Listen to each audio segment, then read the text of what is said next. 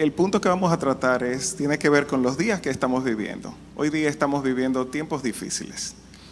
Y no sé cuántos han estado atentos a las noticias, pero escuchaba a los economistas del Banco Central que decían que se anuncian tormentas. Se anuncian que vienen tormentas en el plano económico. Escuchamos acerca de la guerra que está sucediendo en Irán, del estrecho de Hormuz. También hablan de rumores de que vienen otras guerras por ahí, de que se pueden involucrar otros países. Y todo eso se los menciono no por que sea yo algún noticiero, sino por lo que dice la palabra acerca de estas cosas. Dice en Mateo 24, del 6 al 8, dice: oirán de guerras y de amenazas de guerras, pero no se dejen llevar por el pánico.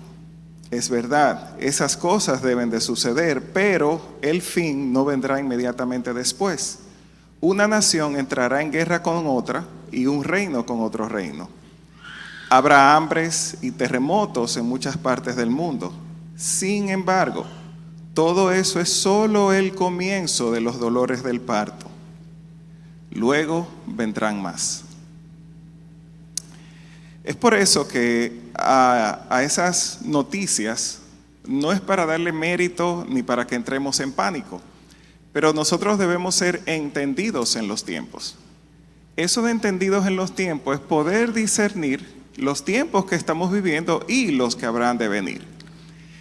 Entonces, el pasado domingo nuestro apóstol ministraba acerca de cuando la fe es probada por el fuego. Y ante tantos tiempos inciertos y las tormentas que se anuncian, hoy vamos a estar hablando acerca de enfrentando tormentas con fe y esperanza. Y como tema central vamos a utilizar el de Lucas 8, del 22 al 25 como versículos centrales. Y dice así: cierto día Jesús les dijo a sus discípulos: crucemos al otro lado del lago. Así que subieron a una barca y salieron. Mientras navegaban, Jesús se recostó para dormir una siesta. Eso es sabio, ¿eh? Pronto se desató una tormenta feroz sobre el lago. La barca se llenaba de agua y estaban realmente en peligro. Los discípulos fueron a despertarlo. Maestro, maestro, nos vamos a ahogar, gritaron. Cuando Jesús se despertó, reprendió al viento y a las tempestuosas olas. De repente, la tormenta se detuvo y todo quedó en calma. Entonces les preguntó: ¿dónde está su fe? Los discípulos quedaron aterrados y asombrados. ¿Quién es este hombre?, se preguntaban unos a otros. Cuando da una orden, hasta el viento y las olas lo obedecen. Y miren, antes de nosotros profundizar en este pasaje, permítanme preguntarles algo. No se preocupen, no es para pedirle una bola. ¿Alguien tiene un barco aquí? Un barco, un bote. Aquí hay uno. Aleluya, gloria a Dios. ¿A alguien más le gusta el mar? Que pase mucho tiempo en el mar, pero no, o sea, no en la playa, no, navegando. Ok. Cabe decir que nosotros no sabemos de eso. Válido, ¿verdad? Entonces, por eso yo entiendo que debemos de ilustrarnos un poco mejor y le voy a pedir a Giancarlo que nos ponga un video para nosotros al menos tener una ilustración mejor acerca de esto.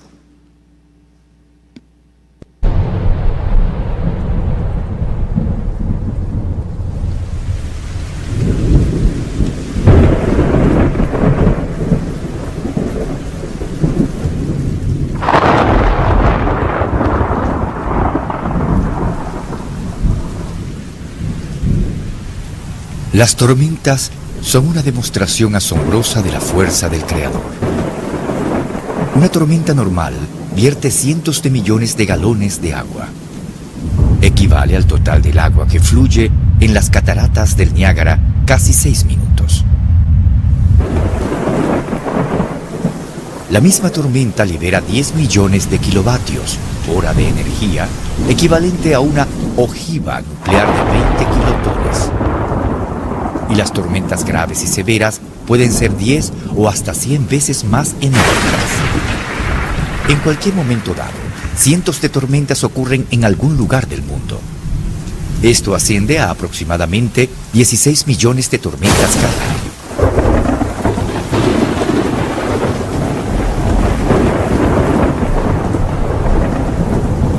Los relámpagos que las acompañan iluminan todo el horizonte. Un rayo puede alcanzar más de 8 kilómetros de longitud, contener más de 100 millones de voltios eléctricos y elevarse a temperaturas que se acercan a los 28.000 grados centígrados en una fracción de segundo, más caliente que la superficie del Sol. En promedio, un relámpago golpea la Tierra 100 veces cada segundo. Varios millones de rayos alcanzan la Tierra cada día. Su tremendo poder, su velocidad increíble y su destello deslumbrante son manifestaciones claras del poder majestuoso de nuestro Creador.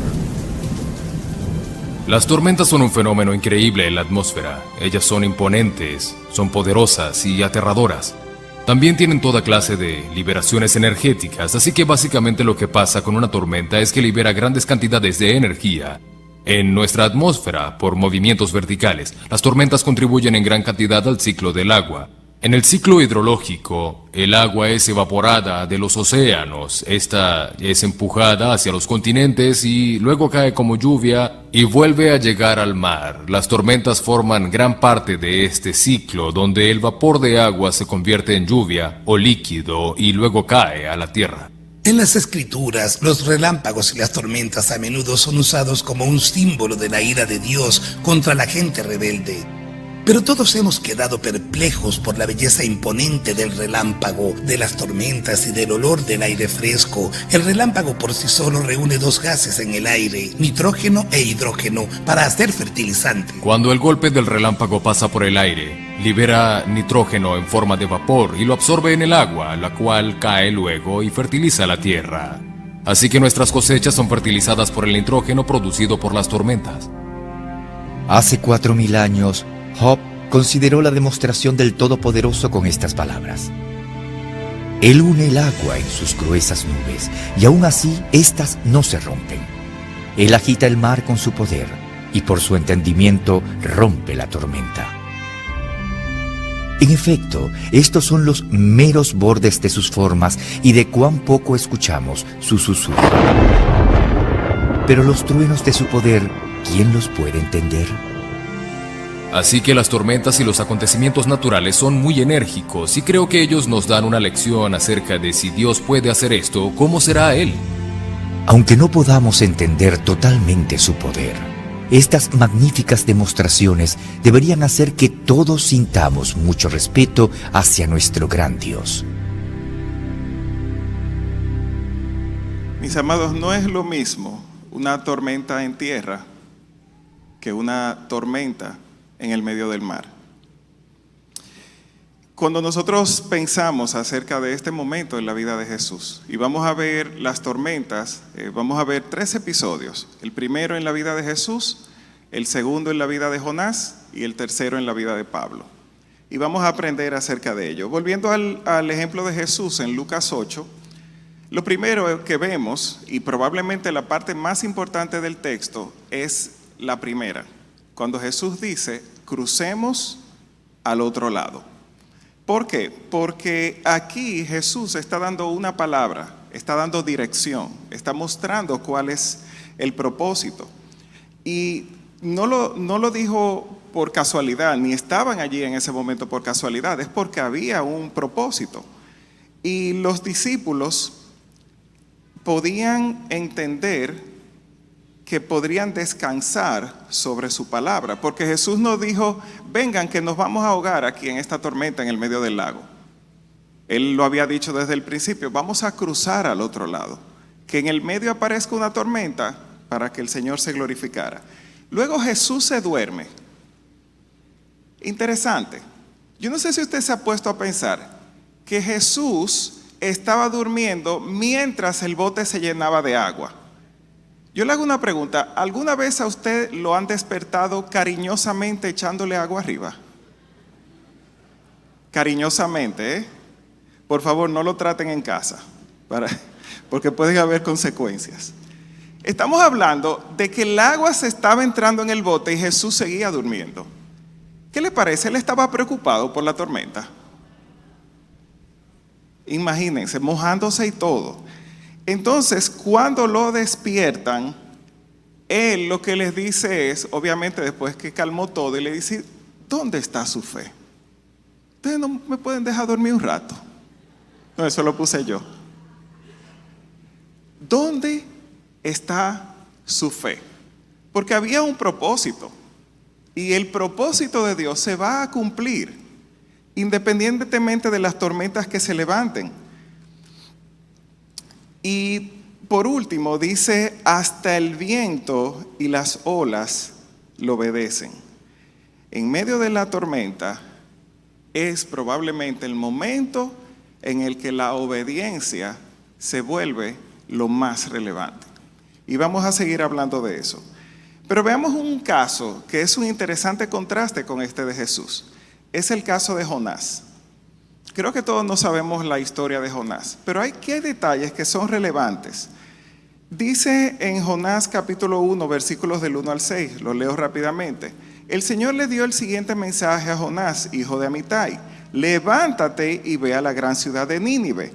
Pronuncia mi juicio contra ella, porque he visto lo perversa que es su gente. Entonces Jonás se levantó y fue en dirección contraria para huir del Señor. Descendió al puerto de Jope, donde encontró un barco que partía para Tarsis.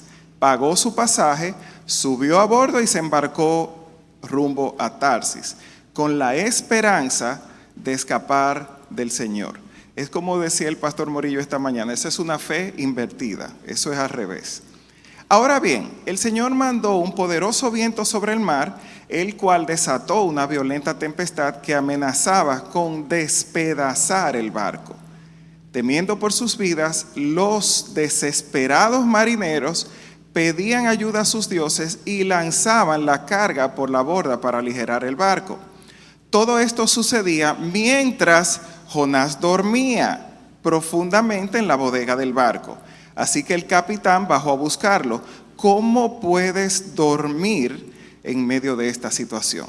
Le gritó, levántate y ora a tu Dios. Quizás nos preste atención y nos perdone la vida.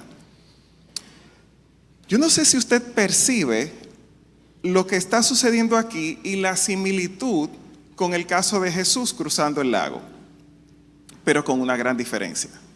Jesús andaba en obediencia y Jonás en desobediencia. Eso tiene todo el significado del mundo. Jesús se dirige hacia donde Dios lo envía, hacia el propósito de Dios para su vida, y Jonás lo envían para allá y él se va para el otro lado. Entonces, Jesús buscaba la voluntad de Dios, Jonás buscaba huir de la voluntad de Dios. Jesús dormía en paz, Jonás dormía tratando de escapar de la realidad. Y fíjense que son los marineros quienes le predican a Jonás. Oigan qué controversial suena esto. ¿El profeta quién eran? ¿Los marineros? No, era Jonás. Sigue diciendo, entonces la tripulación echó suertes para ver quién había ofendido a los dioses y causado tan terrible tempestad. Cuando lo hicieron, la suerte señaló a Jonás como el culpable. Así que los marineros les reclamaron, ¿por qué nos ha venido esta espantosa tormenta? ¿Quién eres? ¿En qué trabajas? ¿De qué país eres? ¿Cuál es tu nacionalidad? Contestó Jonás, soy hebreo y temo al Señor, Dios del cielo, quien hizo el mar y la tierra. Los marineros se aterraron al escuchar esto, cuando Jonás ya les había contado que huía del Señor. ¡Ay! ¿Por qué lo hiciste?, gimieron. Como la tormenta seguía empeorando, le preguntaron, ¿qué debemos hacer contigo para detener esta tormenta? Jonás le contesta, échenme al mar y volverá la calma. Yo sé que soy el único culpable de esta terrible tormenta. Sin embargo, los marineros profetas serán, los marineros remaron con más fuerza para llevar el barco a tierra, pero la tempestad era tan violenta que no lo lograron. Entonces clamaron al Señor, Dios de Jonás. No clamó Jonás, clamaron los marineros al Dios de Jonás. Oh Señor, les rogaron, no nos dejes morir por el pecado de este hombre y no nos hagas responsables de su muerte. Oh Señor, nos has enviado esta tormenta sobre él y solo tú sabes por qué. Entonces los marineros tomaron a Jonás y lo lanzaron al mar embravecido. Y al instante se detuvo la tempestad. Los marineros quedaron asombrados por el gran poder del Señor. Le ofrecieron un sacrificio y prometieron servirle. Entretanto, el Señor había provisto que un gran pez se tragara a Jonás, y Jonás estuvo dentro del pez durante 3 días y 3 noches. Miren, señores, lo que pasa aquí. Jonás no se arrepiente. Jonás incluso dice, yo prefiero morirme que arrepentirme. No lo dijo con su boca, pero cuando él dice, échenme al mar, ¿ustedes piensan que Jonás se imaginaba que venía un pez? Que había un pez esperándolo ahí abajo con la boca abierta. No, Jonás estaba dispuesto a morirse y no a arrepentirse. Fíjense, pero los marineros, la tripulación del barco, se arrepiente porque reconoce que ¿por qué vino la tormenta?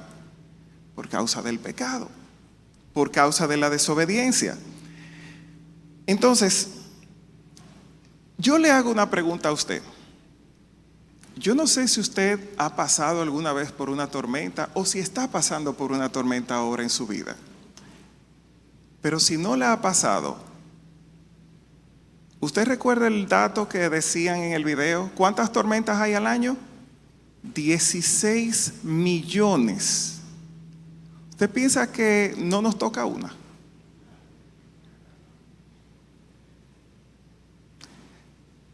Recuerdo que hace semanas hablábamos acerca del sabio y el insensato. Dice que el sabio, el prudente, escucha acerca del mal y se prepara. Así que cuando nosotros escuchamos y estudiamos esto conforme a la palabra, a la luz de las Escrituras, debemos de saber que debemos prepararnos para las tormentas. Así que veamos qué dice en Eclesiastés 7:14. Dice, en el día del bien, goza del bien, y en el día de la adversidad, considera.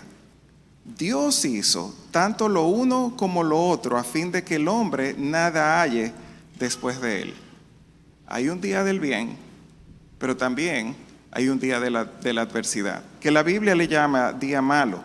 En otra versión dice así, disfruta de la prosperidad mientras puedas, pero cuando lleguen los tiempos difíciles, reconoce que ambas cosas provienen de Dios.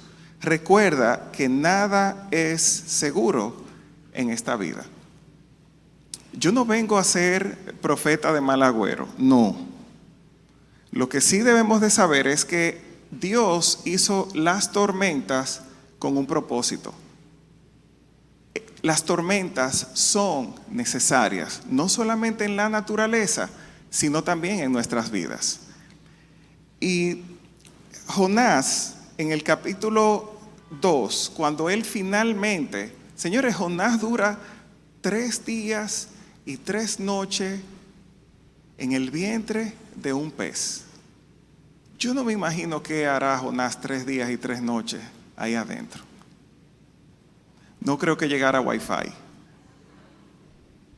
Y es después de 3 días y 3 noches que él se arrepiente.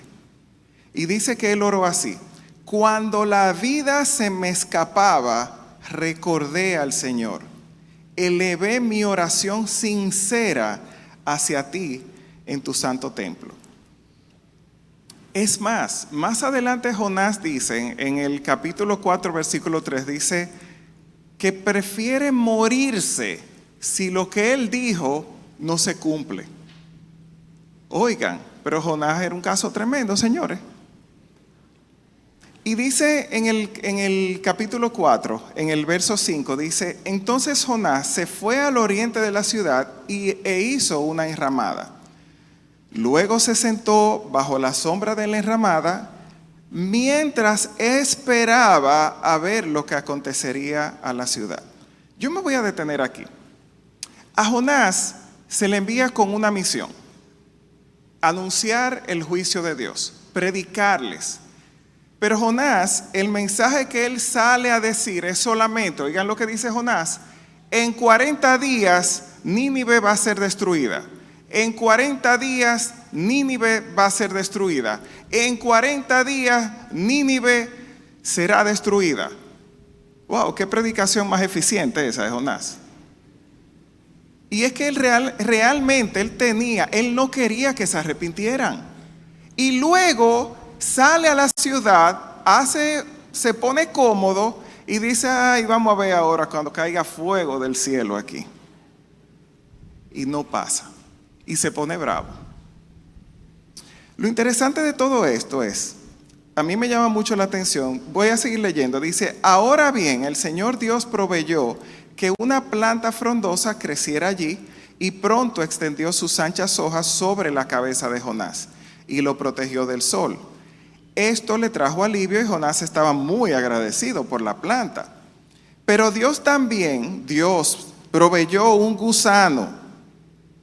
Al amanecer del día siguiente, el gusano se comió el tallo de la planta, de modo que se marchitó. Así que cuando el sol se intensificó, Dios proveyó un viento abrasador del oriente para que soplara sobre Jonás.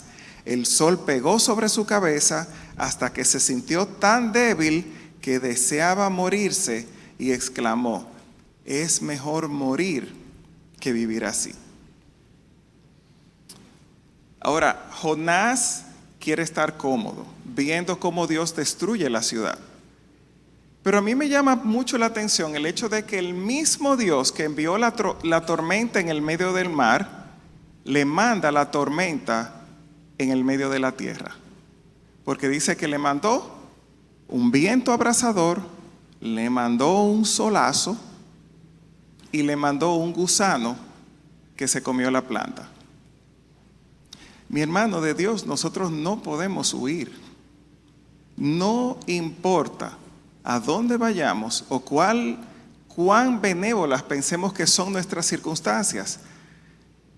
Si estamos en desobediencia, si estamos huyendo del Señor, si estamos en pecado y persistimos en el pecado, donde quiera el Señor nos puede alcanzar. Veamos el caso de Pablo, el tercero.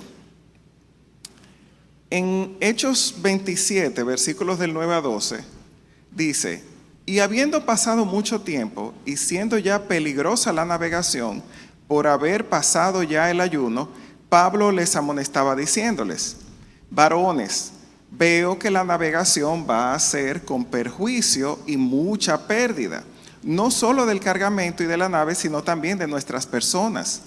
Pero el centurión daba más crédito al piloto y al patrón de la nave que a lo que Pablo decía.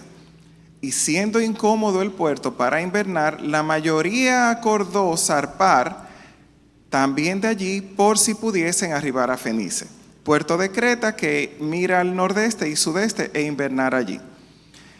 Mis hermanos, hay tormentas en la vida que se pueden evitar. Esta era una de ellas. Porque Dios le había hablado a Pablo y le muestra las cosas que han de venir y le envía la advertencia. Pero ellos se llevaron de lo que decía la mayoría, no de lo que decía Dios. Y hay que tener cuidado porque a veces nosotros, buscando el consenso del hombre, ignoramos el consejo de Dios. Entonces viene la tormenta para enderezar nuestro rumbo.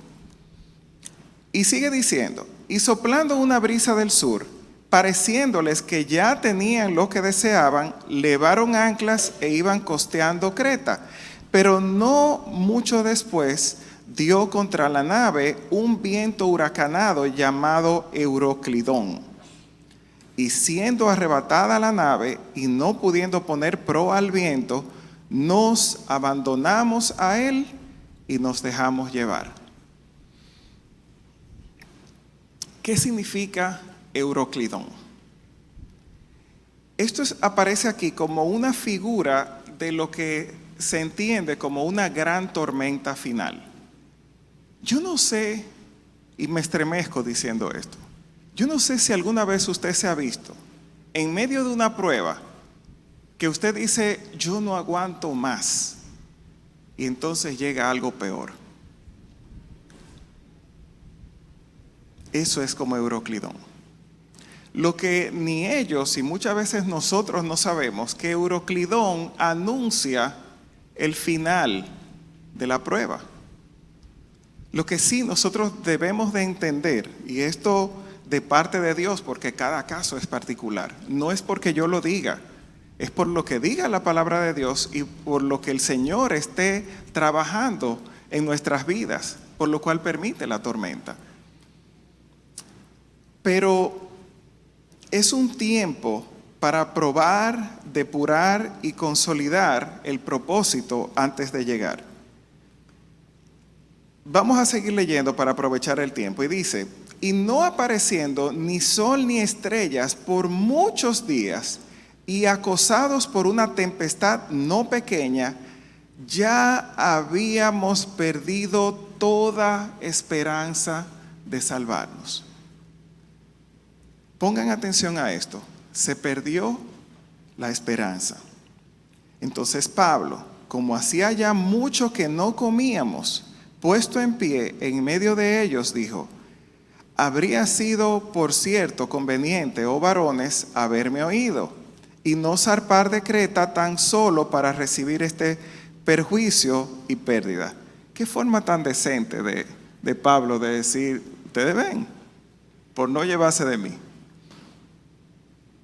Pero ahora os exhorto a tener buen ánimo, pues no habrá ninguna pérdida de vida entre vosotros, sino solamente de la nave. Porque esta noche ha estado conmigo el ángel del Dios de quien yo soy y a quien sirvo, diciendo, Pablo, no temas, es necesario que comparezcas ante César, y he aquí, Dios te ha concedido todos los que navegan contigo. Por tanto, oh varones, tened buen ánimo, porque yo confío en Dios, que será así como me ha dicho. Con todo, es necesario que demos en alguna isla. Aquí, en este naufragio de Pablo, nosotros podemos ver dos cosas, entre muchas otras, pero vamos a poner atención a dos cosas que son claves para navegar cualquier tormenta. Lo primero es la esperanza. Ellos habían perdido toda esperanza y junto con ello el apetito también. Dice que ellos tenían muchos días que no comían, pero había comida. Y también habían perdido las fuerzas, incluyendo la fuerza de voluntad. La esperanza que algunos desconocen, que desconocen su poder o simplemente la toman como si fuera algo vano, es algo muy poderoso en nuestras vidas. Hay un libro, el libro se llama El hombre en busca de sentido. Es de un psiquiatra judío llamado Viktor Frankl. Ese señor sobrevivió varios campos de concentración nazi. Y él, cuando salió, además de en ese tiempo que estuvo, estudió qué hacía que las personas pudieran sobrevivir las condiciones más extremas. Y no solamente desde el punto de vista psicológico, sino también espiritualmente. Y centrado en eso, él encuentra la idea de lo que es el sentido y el propósito de vivir. Incluso cuando se pierde casi todo, salud, libertad externa, bienes, estatus, él dice que permanece una última libertad. ¿Sabe cuál es esa libertad? La libertad de usted decidir con qué actitud usted toma las cosas. Porque independientemente de la tormenta, es decisión nuestra, de cada uno de nosotros, con qué actitud nosotros vamos a enfrentar la tormenta. Si nosotros, como Jonás, nos echamos a morir, nos tiramos al agua esperando ya morirnos, solamente un milagro y la misericordia de Dios nos salvan. Pablo en aquel momento le exhortó a todos ellos a tener buen ánimo, a tener la actitud correcta. Y se ha visto como dos personas que estén en condiciones similares, uno pudiera hundirse ante la misma situación, pero otro de la misma situación puede crecer y salir fortalecido.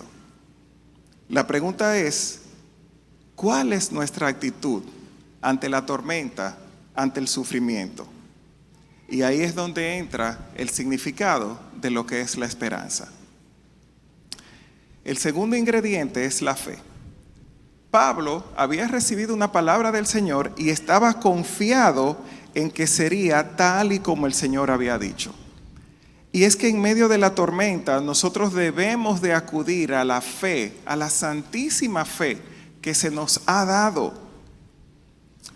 Porque la fe en la palabra del Señor actúa como una poderosísima ancla para nuestra alma. Y dice en Hebreos 6, del 18 al 20, así que Dios ha hecho ambas cosas, la promesa y el juramento. Estas dos cosas no pueden cambiar, porque es imposible que Dios mienta. Por lo tanto, los que hemos acudido a Él en busca de refugio, podemos estar bien confiados, aferrándonos a la esperanza que está delante de nosotros.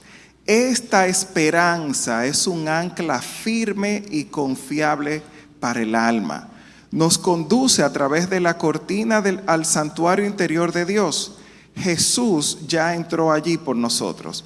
Él ha llegado a ser nuestro eterno sumo sacerdote, según el orden de Melquisedec. Tanto antes, durante y después de la tormenta, nosotros debemos estar aferrados a esa fe que nosotros tenemos en Cristo Jesús. Por eso el Señor reprende a sus discípulos y le dice, ¿dónde está su fe? Porque la tormenta, recuerden que así como puede venir por un acto de desobediencia, la tormenta generalmente viene para afirmarnos, para desarrollarnos, para hacernos crecer. Pero nosotros debemos de confiar en el nombre del Señor, como dice en el Salmo 20. Estos confían en carros y aquellos en caballos, mas nosotros del nombre de Jehová nuestro Dios tendremos memoria.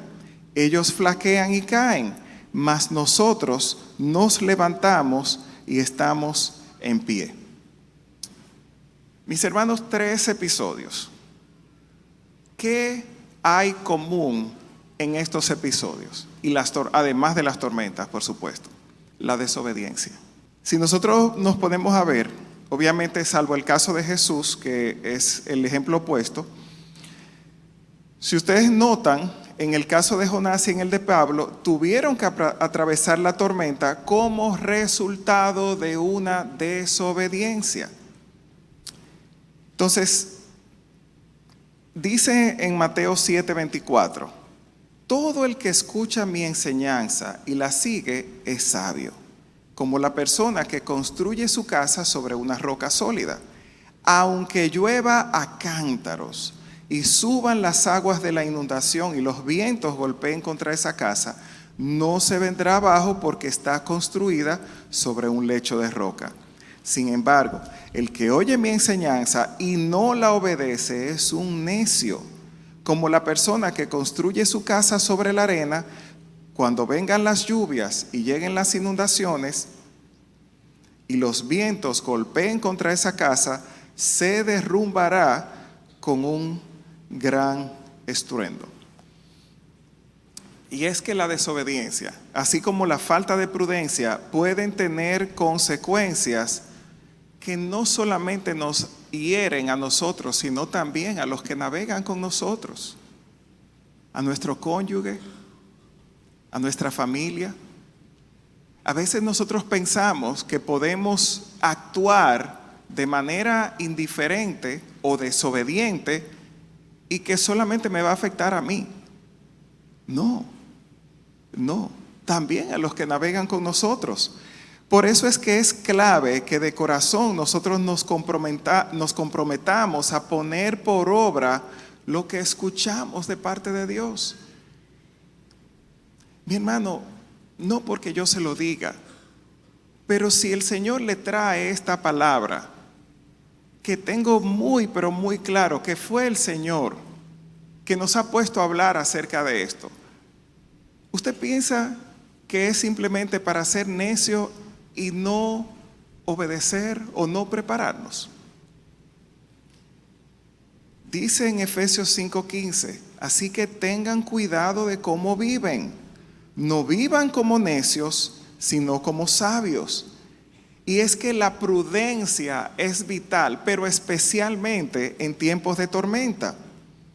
En Amós 5:13 dice, por tanto, el prudente en tal tiempo calla, porque el tiempo es malo.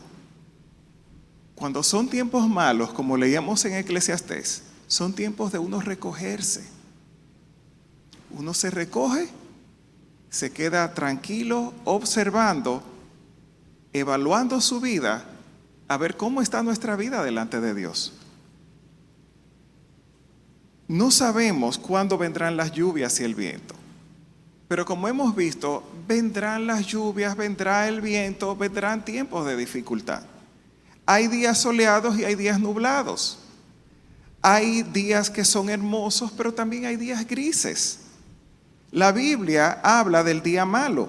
En el Salmo 41, del 1 al 3, dice, bienaventurado el que piensa en el pobre, en el día malo lo librará Jehová. Jehová lo guardará y le dará vida. Será bienaventurado en la tierra y no lo entregarás a la voluntad de sus enemigos. Jehová lo sustentará sobre el lecho del dolor. Mullirás toda su cama en su enfermedad. En otra versión lo traduce así, dice, el Señor los atiende cuando están enfermos y les devuelve la salud. Hay días malos. Ahora, vamos a hablar de cómo vamos a resistir la tormenta. Vamos a hablar acerca de 4 elementos. El primero es el más importante de todos. En Cristo. Jesús dijo, yo soy el camino y la verdad y la vida. Nadie viene al Padre sino por mí. Cuando yo estudiaba esto, tomó otra relevancia o revelación para mí, lo que es Jesús es el camino. Porque lo hemos visto siempre como el camino al Padre, y eso es absolutamente correcto. Pero también es ese camino que es el mejor sendero para nuestros pies. Eso es como que usted tiene la autopista, pero usted también se puede ir por un camino vecinal. ¿En cuál va a avanzar más rápido? Obvio que en la autopista. Jesús es el mejor camino para nuestros pies. Él es el destino de nuestra travesía. Él fue a prepararnos morada y prometió venirnos a buscar. Y si Él dijo que viene a buscarnos, es porque Él lo va a cumplir. Entonces, mis hermanos, que la tormenta nos halle en Cristo. Porque si nos halla fuera de Cristo, somos susceptibles a un gran daño. Que la tormenta nos halle en Cristo y no fuera de Él. Dice en el Salmo 46:1, Dios es nuestro refugio y nuestra fuerza. Siempre está dispuesto a ayudar en tiempos de dificultad. Segundo, ¿cómo vamos a enfrentar la tormenta? Con fe. En Hebreos 11, en el 1 y en el 7 dice, es pues la fe, la certeza de lo que se espera, la convicción de lo que no se ve. Por la fe, Noé, cuando fue advertido por Dios acerca de cosas que aún no se veían, con temor preparó el arca en que su casa se salvase. Y por esa fe condenó al mundo y fue hecho heredero de la justicia que viene por la fe. Noé recibió una palabra de advertencia. ¿Y qué hizo Noé? En ese tiempo, cuando a Noé le mandan esta palabra, no había llovido. Imagínense, por eso resalta la fe de Noé. Noé se preparó con fe, obedeció al Señor ante cosas que él ni siquiera podía visualizar. ¿Usted piensa que en ese tiempo habían barcos? Noé hizo un arca cuando no llovía. Dice en Lamentaciones 3:22, el fiel amor del Señor nunca se acaba, sus misericordias jamás terminan, grande es su fidelidad, sus misericordias son nuevas cada mañana. Me digo, el Señor es mi herencia, por lo tanto, esperaré en Él. Que nuestra fe sea aumentada, mis hermanos. Oremos para que el Señor aumente nuestra fe. Tercero, vamos a enfrentar la tormenta con esperanza. En Romanos 8:18 dice, sin embargo, lo que ahora sufrimos no es nada comparado con la gloria que Él nos revelará más adelante. Nosotros sabemos que la vida incluye tormentas, pero también sabemos que hay una promesa de un futuro glorioso en Cristo. Dice en el Salmo 56:3, en el día que temo, yo en ti confío. No hay problema con temer. El problema es cuando nosotros tememos y nos quedamos en el temor. Por eso nosotros debemos de enfrentar la tormenta con esperanza de que el Señor dijo que Él iba a estar con nosotros todos los días hasta el fin del mundo, lo cual es el cuarto punto. No estamos solos. Su presencia estará en nosotros todos los días. Y dice en Mateo 28:20, y he aquí yo estoy con vosotros todos los días hasta el fin del mundo. Amén. Y en Eclesiastés 4 habla acerca del poder que hay en la unidad, en el nosotros no andar solos. Dice, si uno cae, el otro puede darle la mano y ayudarlo. Pero el que cae y está solo, ese sí que está en problemas. Del mismo modo, si dos personas se recuestan juntas, pueden brindarse calor mutuamente. Pero ¿cómo hace uno solo para entrar en calor? Alguien que está solo puede ser atacado y vencido, pero si son dos, se ponen de espalda con espalda y vencen. Mejor todavía si son tres, porque una cuerda triple no se corta fácilmente. Mis hermanos, Jesús es el camino, Jesús es la vida, Jesús es la verdad. Si Jesús no está con nosotros en nuestra barca, entonces la tormenta puede destruirnos. Pero Él es el camino, como esa calzada segura para nuestros pies. Y aunque soplen los vientos, aunque desciendan las tempestades, en Él nosotros estaremos seguros. Y si hay entre nosotros alguien a quien este mensaje le ha llegado y no ha conocido a Jesucristo como su Señor y Salvador, si no ha conocido la salvación que proviene de Él, entonces sí estás expuesto a la tormenta. Dice en Proverbios 18:10, el nombre del Señor es una fortaleza firme. Los justos corren a Él y quedan a salvo.